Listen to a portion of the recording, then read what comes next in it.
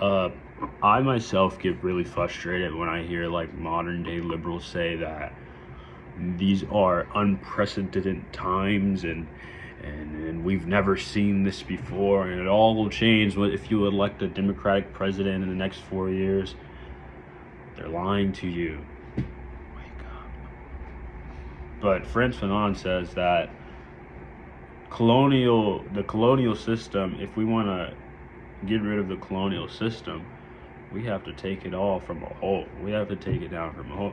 We just can't get rid of one leader and think we're free from whatever that's happening. I mean, you know what's happening, but whatever that's happening, you just can't say that. But I mean, you have to take it down from economic exploitation, racial oppression, psychological domination. And I mean, psychological domination, we can talk slavery, racial oppression, we can talk civil rights to indigenous people, economic exploitation, we can talk the wealth inequality. Wealth inequality in America will be the downfall of America. Let's be real. But it means destroying the entire colonial system, including its class structures. I mean, how much we love Beyonce, we got to destroy her too. I'm trolling. I'm just joking. But you understand where I'm coming from, though. But colonialism is like a world divided in two. You know, there's the power people who are controlling. There's your working class. Two divided worlds. You know, but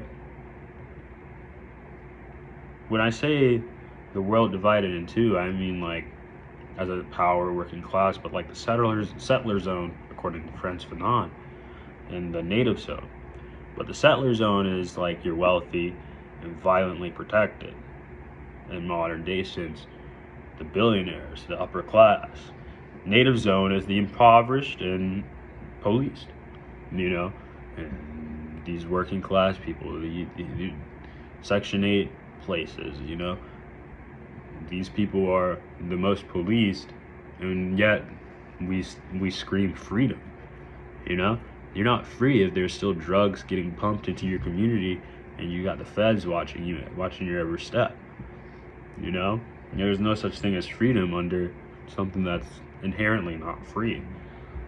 But you know, this division is somewhat of a racialized class system where the settler capitalist elite extracts wealth from the colonized workers. You know, and, but Fanon says that a revolution and decolonization is always a violent phenomenon. Colonial rule relies on systemic violence, and therefore counter-violence is necessary to reclaim agency of this land.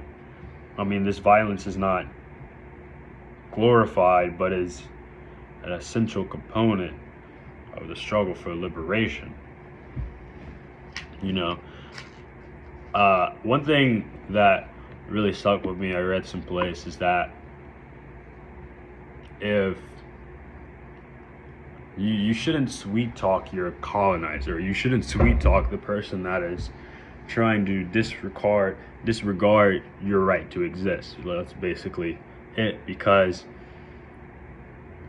if a white person comes up to me and says and tries to argue with me and says, why should I think you should exist as a black man? You have to have valid arguments to convince him of why should I exist as a black man, even though I'm just as human as the next person, but to him, I'm a black man. And therefore, I won't sweet talk my problems and the systemic issues that I face to him for him to understand. And if he's not ready to understand that, he might have to clean up his whole house, and we might have to burn the house down. For we to come together, and the white population, and I'm not just saying it could be anyone. I'm just saying as an example, but the white population has to come to terms that the black population has to come to terms is that we can't sweet talk our struggles to these people anymore. And if they're not ready to accept that, they got to burn their whole house down and figure out how to way to fix it, you know? Because as we've seen recently with the ICE shooting of Renee Nicole Good, it's put in these white folks' brain is that they can also be a victim of state violence itself, you know?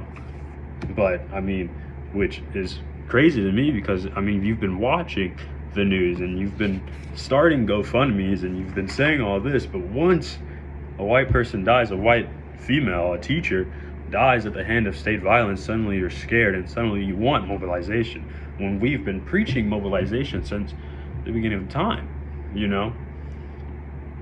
It's like, but in the idea that fascism declines when white America faces state violence, you know, we can take the example of when Uncle Tom's Cabin came out to play back in the 1800s, mid 1800s, I believe, to show these white audiences what slaves, enslaved people went through.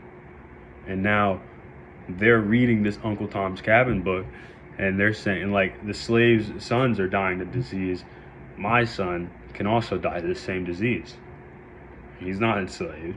So it opens up the eyes to these white Americans, and that fascism will decline once they realize that they too can be the victim of this state violence. But and you know, but I mean, you still see there are people such as Donald Trump when he released a tweet saying that it was the woke mob that got the lady killed. That is an attempt to stop mobilization and attempt to split continue to split the American people. And what I say to Black Americans, because Kevin Porter, who was also shot and no one knows about by an off-duty ICE officer, I implore us not to make it a race thing, because we are getting close to mobilization and we are getting close to coming together as a American people, as you see in Minnesota. If we make it a race thing, as what we did during Black Lives Matter movement, and you saw these people coming out and saying that all lives matter. Well, I mean, of course all lives matter. We're trying to get it through your thick skulls that Black lives matter too. As I said before, if a white person comes up to me and says, why should I give you the right to exist as a Black man? I have to come up with valid arguments to say that. I just can't say it's because I'm a human too. He doesn't see me as a human. He sees me as a Black man.